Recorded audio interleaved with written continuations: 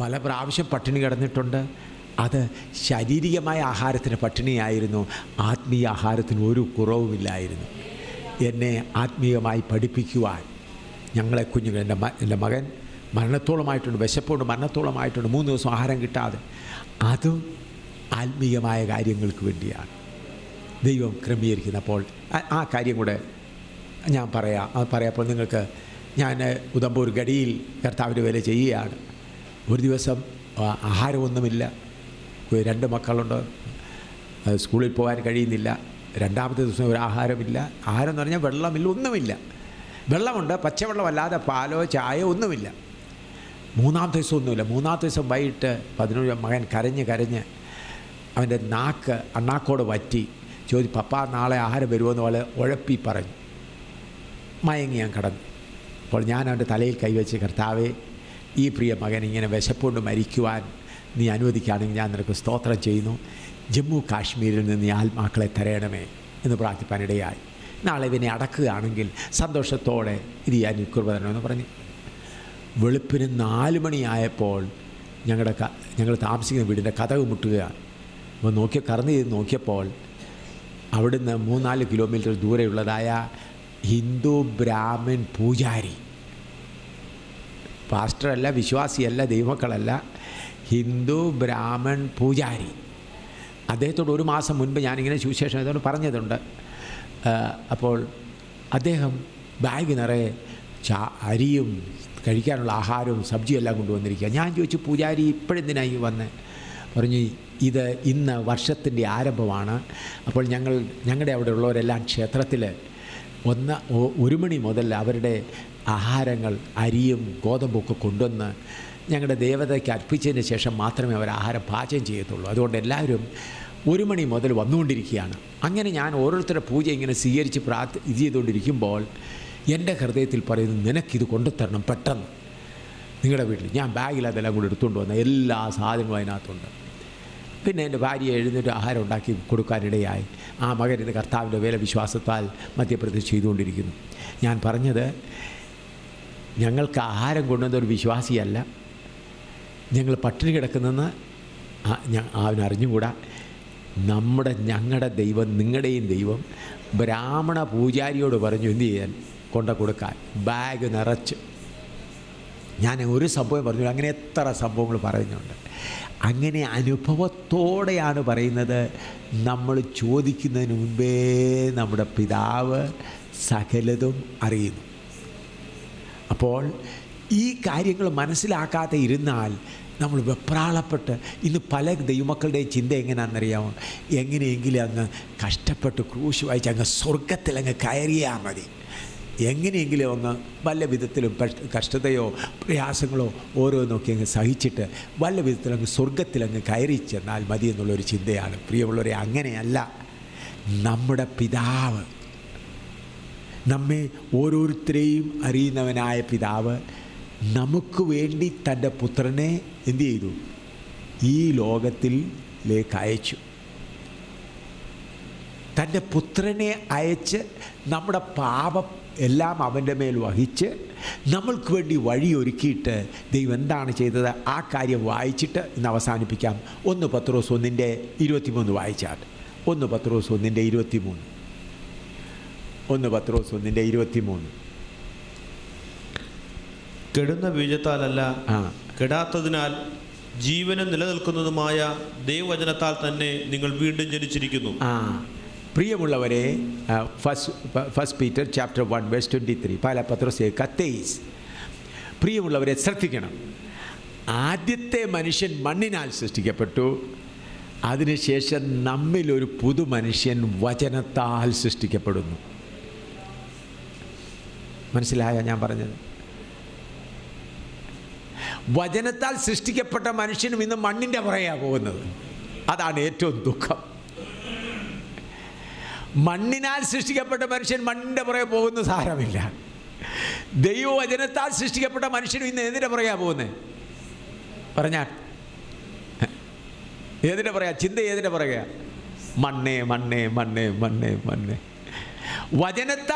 മണ്ണിനാൽ സൃഷ്ടിക്കപ്പെട്ട മനുഷ്യൻ മണ്ണിനോട് ആകർഷിക്കപ്പെടുന്നു. അത് തന്നെ. എന്നാൽ ദൈവത്തിൻ്റെ വചനമാകുന്ന വിത്തിനാൽ ജനിക്കപ്പെട്ടവരും ഇന്ന് എന്തിനാ അന്വേഷിച്ചു പോകുന്നത്? പ്രാസംഗികന്മാരും മണ്ണാ കൊടുക്കാൻ ഒരുങ്ങിയിരിക്കുന്നത്. അനുഗ്രഹം, ഇവിടെയൊക്കെ പോസ്റ്ററൊക്കെ ഞാൻ കാണുന്നു, അനുഗ്രഹത്തിൻ്റെ പോസ്റ്ററൊക്കെ വെച്ചിട്ടുണ്ട്. വലിയ വലിയ വലിയ പ്രാസംഗികന്മാരൊന്നും അനുഗ്രഹിക്കാൻ പോയി എന്താ കൊടുക്കുന്നത്? മണ്ണ്. ആ മണ്ണ് വാങ്ങാനാണ് എല്ലാവരും പോകുന്നത്.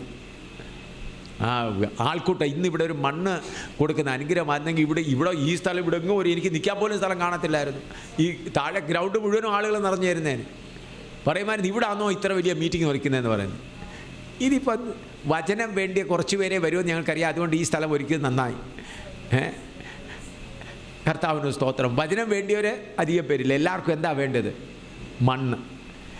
ദൈവം മനുഷ്യനെ എന്തുകൊണ്ട് സൃഷ്ടിച്ചു? ആ അകത്തെ മനുഷ്യനെ വചനം കൊണ്ട്. ആ വചനമാകുന്ന വിത്ത് ആരാണ്? ഒന്ന് യോഹന്നാന്റെ സുവിശേഷം 1-ാം അധ്യായം 1-ാം വാക്യം. ആദിയിൽ വചനമുണ്ടായിരുന്നു, വചനം ദൈവത്തോടു കൂടെ ആയിരുന്നു. വചനം ദൈവത്തോടു കൂടെ ആയിരുന്നു, വചനം ദൈവമായിരുന്നു. അപ്പോൾ നമ്മിൽ ആദ്യത്തെ ആദാമിനെ എന്തുകൊണ്ടാണ് സൃഷ്ടിച്ചത്? മണ്ണുകൊണ്ട്. നമ്മിലുള്ള പുതിയ മനുഷ്യനെ എന്തുകൊണ്ടാണ് സൃഷ്ടിച്ചത്? വചനം കൊണ്ട്. ആ വചനം എങ്ങനെയാണ്? കൊലോസ്യർ 3:10 വായിച്ചാട്ട്. കൊലോസ്യർ 3:10. കൊലോസ്യൻസ് 3:10. കൊലോസ്യൻസ് 3:10. സൃഷ്ടിച്ചവന്റെ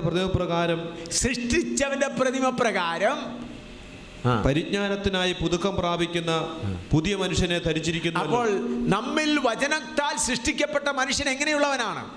ദൈവത്തിൻ്റെ പ്രതിപരം. ഒരു വാക്യം കൂടെ മാത്രം വായിക്കുന്നു, പിന്നെ നിർത്താം. എഫേസ്യർ ലേഖനം 4:24.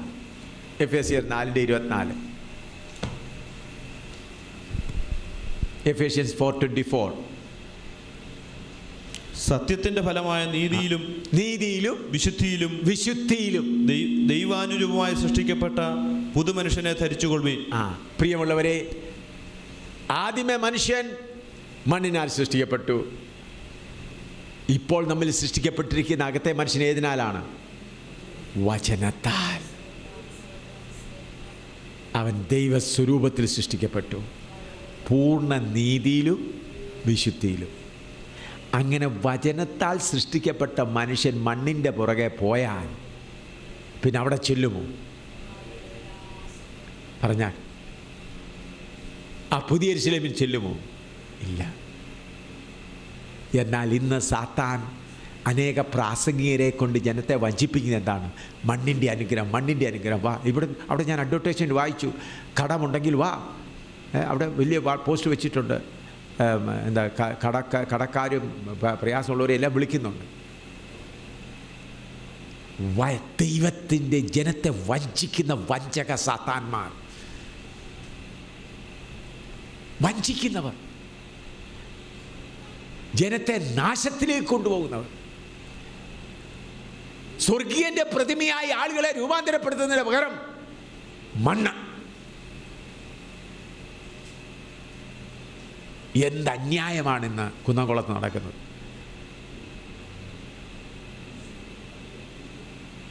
ഇന്ന് അന്യായം ചെയ്യുന്നത് സുവിശേഷ വിരോധികളല്ല, സുവിശേഷം പറഞ്ഞുകൊണ്ടായിരുന്നു ദൈവമക്കളെ നശിപ്പിക്കുന്നത്. വേദവസ്തവം എടുത്തുകൊണ്ടാണ് ജനങ്ങളെ നശിപ്പിക്കുന്നത് മുഴുവനും. പ്രിയമുള്ളവരെ, കുന്നംകുളത്ത് കുറച്ചു പേരുടെയെങ്കിലും കണ്ണ് തുറന്നെങ്കിലും എന്ന് ഞാൻ വിശ്വസിക്കുക, ആശിക്കുക. ചുരുക്കം ചിലരുടെ കണ്ണെങ്കിലും തുറന്നെങ്കിൽ, ചുരുക്കം ചിലരുടെ കണ്ണെങ്കിലും തുറന്നെങ്കിൽ നാമും ദൈവവുമായിട്ടുള്ള ബന്ധം എന്ത് എന്ന് ചുരുക്കം ചില പേരെങ്കിലും അറിഞ്ഞെങ്കിൽ മതിയായിരുന്നു.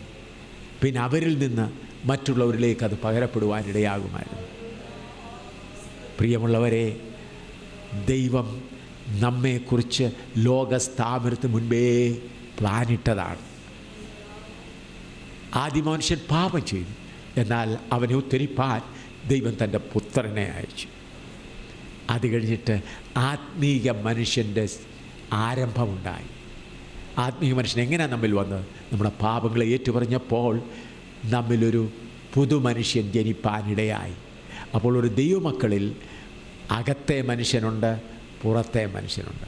പുറത്തെ മനുഷ്യൻ മണ്ണിനുള്ളത്, അകത്തെ മനുഷ്യൻ ദൈവത്തിൽ നിന്നുള്ളത്. ഒരു 2 കൊരിന്ത്യർ 4:16 ഒന്ന് വായിച്ചിട്ട് അതോടെ അകത്തെ മനുഷ്യന് പുറത്തേ ഉള്ളത് അതോടെ തീർത്തിട്ട് അത് ഓർമ്മയ്ക്കായിട്ട് നാളെ അതിനെ തുടരുന്നതായിരിക്കും. അതുകൊണ്ട് ഞങ്ങൾ അധൈര്യപ്പെടാതെ ഞങ്ങളുടെ പുറമേയുള്ള മനുഷ്യൻ ക്ഷയിച്ചു പോകുന്നു. പുറമേയുള്ള മണ്ണിന്റെ മനുഷ്യൻ എന്ത് ചെയ്യുന്നു? ക്ഷയിക്കുന്നു. ഞങ്ങളുടെ അകമേ ഉള്ളവൻ നാൾക്ക് നാൾ പുതുക്കം പ്രാപിക്കുന്നു. ഹല്ലേലൂയ.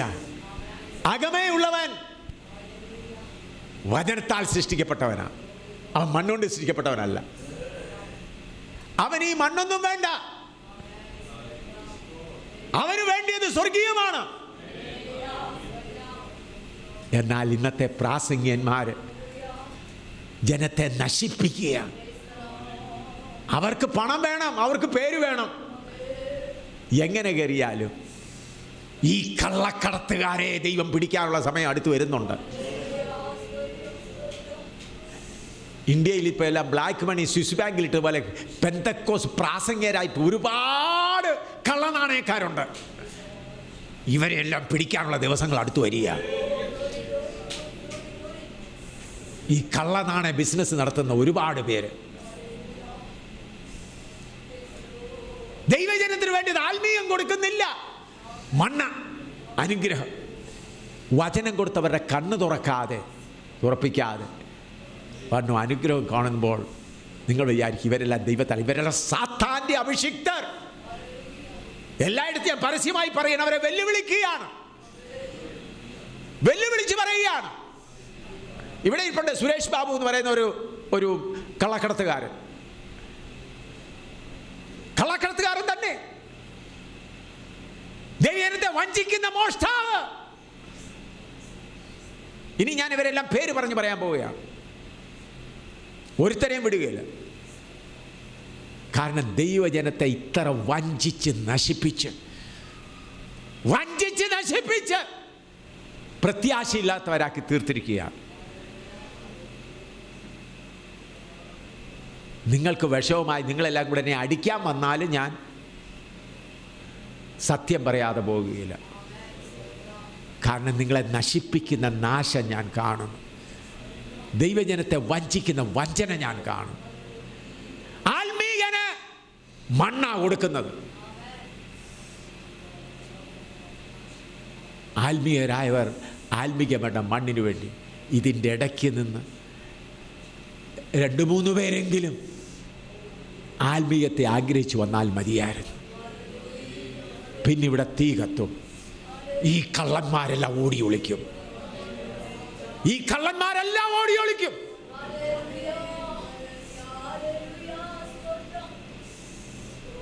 പൗലോസ് ഇതുണ്ടെങ്കിൽ അവരെ എങ്ങനെ പറയും?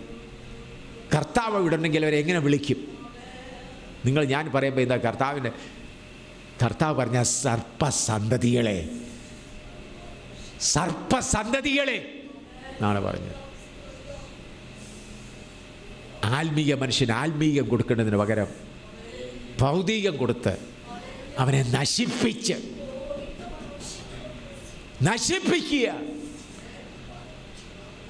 ഭൗതിക നന്മകൾ കൊടുത്ത് ദൈവത്തിൻ്റെ പ്ലാൻ പ്രകാരം മനുഷ്യനെ ദൈവം ലോകസ്ഥാപനം മുൻപേ കണ്ടതാണ്.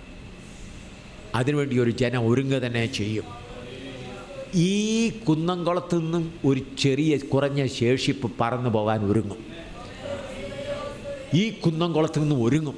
തീർച്ചയായിട്ടും കുറച്ചു പേരുടെയെങ്കിലും കണ്ണ് തുറക്കപ്പെടും എന്നെനിക്ക് പൂർണ്ണ ബോധ്യതയുണ്ട്. കുറച്ചു പേരുടെയെങ്കിലും കണ്ണ് തുറക്കപ്പെടും. കുറച്ചു പേരെങ്കിലും സത്യവചനം മനസ്സിലാക്കും. ഏതാണ് സത്യം, ഏതാണ് നിത്യമായുള്ളത്, ഏതാണ് കളിപ്പീര് എന്നുള്ളത് മനസ്സിലാക്കുവാനിടയാവും. അല്പനേരം പ്രാർത്ഥിക്കാം. താല്പര്യമുള്ളവർക്ക് പ്രാർത്ഥിക്കാം. കണ്ണുകളെ അടച്ച് പ്രാർത്ഥിക്കാം. ഹല്ലേലൂയ, ഹല്ലേലൂയ, ഹല്ലേലൂയ, ഹല്ലേലൂയ.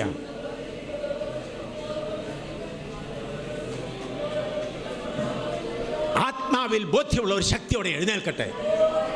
ഈ സാത്താന്യ വ്യാപാര ശക്തിയെ സഭയിൽ കടന്നിരിക്കുന്ന വ്യാപാര ശക്തിക്കെതിരായി പോരാടട്ടെ.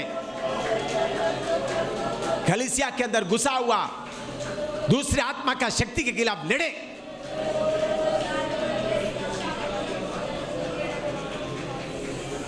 ദൈവജനത്തെ നശിപ്പിക്കുവാൻ, വിശുദ്ധന്മാരെ വഴിതെറ്റിക്കുവാൻ,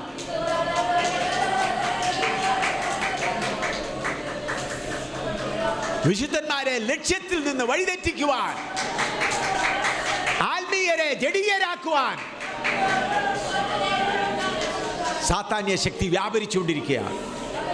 ആ ശക്തികളെ പിടിച്ചു കെട്ടുക തന്നെ ചെയ്യും. അതിനോട് ശക്തമായി പോരാടുക തന്നെ ചെയ്യും. കർത്താവ് പറയും, ഞാൻ എൻ്റെ സഭയെ പണിയും. പാതാള ഗോപുരങ്ങൾ അതിനെ ജയിക്കയില്ല. ഞാൻ എൻ്റെ സഭയെ പണിയും. मैं अपना कलीसिया बनाऊंगा, अथोलो का फाटक फता नहीं पाएगा. ഞാൻ എൻ്റെ സഭയെ പണിയും. കർത്താവ് പറയുക, ശബല ബറബദല ബിദല ബറബദല ബദന തര ബിദബദന ബദര ബറബദന കദര ദിലദന ജലദര ജലദന. ഹല്ലേലൂയ, ഹല്ലേലൂയ, ഹല്ലേലൂയ, ഹല്ലേലൂയ. ബറബദല ബലബദന തിര ബറബര ബറബദല റിയദന ദിലര ദില ദിലര ദില ദില ദില. ഹല്ലേലൂയ, ഹല്ലേലൂയ, ഹല്ലേലൂയ, ഹല്ലേലൂയ, ഹല്ലേലൂയ, ഹല്ലേലൂയ, ഹല്ലേലൂയ, ഹല്ലേലൂയ. ആമേൻ. നമുക്ക് പ്രാർത്ഥിക്കാം. ഞങ്ങളുടെ ദൈവമേ, സ്വർഗീയ പിതാവേ, മനോഹരമായ നല്ല രാത്രിക്കായി കർത്താവേ നന്ദിയോടെ ഞങ്ങൾ നിന്നെ സ്തുതിക്കുന്നു. ഇന്ന് രാത്രിയിലും ഞങ്ങൾക്ക് അനുഗ്രഹീതമായ ദൈവത്തിൻ്റെ വചനം കർത്താവിൻ്റെ വലിയൊരു ദാസനം കൂടി ഞങ്ങളെ ഇന്ന് രാത്രി ഞങ്ങൾ കേൾപ്പിച്ച കൃപകൾക്കായി നന്ദിയോടെ ഞങ്ങൾ നിന്നെ സ്തുതിക്കുന്നു. മനുഷ്യനും ദൈവവും തമ്മിലുള്ള ബന്ധത്തെക്കുറിച്ച്, ദൈവത്തിൻ്റെ നിത്യ പ്ലാനിനെക്കുറിച്ച് ഇന്ന് രാത്രിയിലും ദൈവവചനത്തിൽ കൂടി വിശദമായി ദൈവത്തിൻ്റെ പരിശുദ്ധാത്മാവിനാൽ നിന്റെ ദാസനം കൂടി ഞങ്ങളെ കേൾപ്പിച്ച വചനങ്ങൾക്കായി നന്ദിയോടെ ഞങ്ങൾ നിന്നെ സ്തുതിക്കുന്നു. കർത്താവെ, ഞങ്ങൾ കേട്ടതായ വചനം ഞങ്ങളുടെ ജീവിതത്തിൽ വരും ദിവസങ്ങൾ ഞങ്ങളെ രൂപാന്തരപ്പെടുത്തുന്നതും അനേകരെ രൂപാന്തരപ്പെടുത്തുന്നതുമായി തീരുവാൻ ദൈവമായ കർത്താവെ ഞങ്ങളെ സഹായിക്കണമെന്ന് പ്രാർത്ഥിക്കുന്നു. ഞങ്ങളുടെ ഹൃദയദൃഷ്ടി പ്രകാശിച്ചിട്ട് ഞങ്ങളുടെ വിളിയാലുള്ള ആശ ഇന്നതെന്നും വിശുദ്ധന്മാരിൽ തൻ്റെ അവകാശത്തിൻ്റെ മഹിമാധനം എന്നതെന്നും ബലത്തിൻ വല്ലഭത്വത്താൽ വ്യാപരിക്കുന്ന അവൻ്റെ ശക്തിയുടെ അളവറ്റ വലിപ്പവും ഇന്നതെന്നും അറിയേണ്ടതിന് പ്രാർത്ഥിക്കുന്നുവെന്ന് അപ്പസ്തോലനായ പൗലോസ് പറഞ്ഞ പോലെ ഈ ദിവസങ്ങൾ ഞങ്ങൾ കേൾക്കുന്ന വചനം ഞങ്ങളുടെ ഹൃദയത്തെ രൂപാന്തരപ്പെടുത്തുവാൻ, ഞങ്ങളുടെ ഹൃദയദൃഷ്ടി പ്രകാശിക്കുവാൻ, നിത്യതയുടെ നിഗൂഢ രഹസ്യങ്ങൾ മനസ്സിലാക്കി വരും ദിവസങ്ങൾ അനേകരെ രൂപാന്തരപ്പെടുത്തുവാൻ ഞങ്ങളെ പ്രയോജനപ്പെടുത്തണമെന്ന് പ്രാർത്ഥിക്കുന്നു. ഇന്ന് രാത്രി കടന്നു വന്ന വചനം കേട്ട് എല്ലാവരെയും അനുഗ്രഹിക്കണമേ. വചനം സംസാരിച്ചതിൻ്റെ ദാസനെ അനുഗ്രഹിക്കണമേ. അടുത്ത ദിവസം പകൽക്കാലങ്ങളും രാത്രികാലങ്ങളും നടക്കുന്ന യോഗം ഏറ്റവും അനുഗ്രഹകരമായി തീരുവാൻ സഹായിക്കണമേ. വലിയ അനുഗ്രഹം ഈ ദിവസങ്ങൾ ഞങ്ങളുടെ ആയിരിക്കുന്നത് ഞങ്ങൾക്ക് ഏറ്റവും അനുഗ്രഹകരമായി തീരുവാൻ സഹായിക്കണമേ.